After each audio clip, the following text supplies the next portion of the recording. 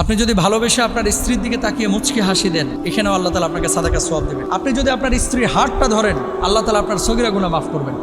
এক লুকমা খাবার তার মুখে তুলে দেন, আল্লাহ সুবহানাহু ওয়া তাআলা খুশি হবেন। ভালোবাসা উতলিয়ে পড়ে বিয়ের আগে, কিন্তু বিয়ের পরে মানুষ আর স্ত্রীদেরকে ভালোবাসে না। আমাদের সমাজের মধ্যে আজকে খেয়াল করে দেখেন, অধিকাংশ স্বামী স্ত্রী একসাথে কিন্তু খাবার গ্রহণ করে না, আলাদা আলাদা খাবার গ্রহণ করে। অথচ আল্লাহ রাসূল সাল্লাল্লাহু আলাইহি ওয়াসাল্লাম একসাথে স্ত্রীদের সঙ্গে খাবার গ্রহণ করেছেন যখন বাসায় থেকেছেন।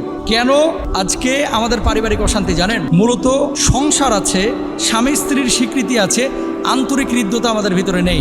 হিসাব নিকেশ যখন স্বামী স্ত্রীর মধ্যে এমনটা হবে, বিয়ে করে তার কাছ থেকে আমি পেলাম কি, স্ত্রীও যখন বলবে যে বিয়ে করে আমি স্বামীর কাছে কি পেলাম, পারিবারিকভাবে ঝামেলাটা তখনই তৈরি হবে।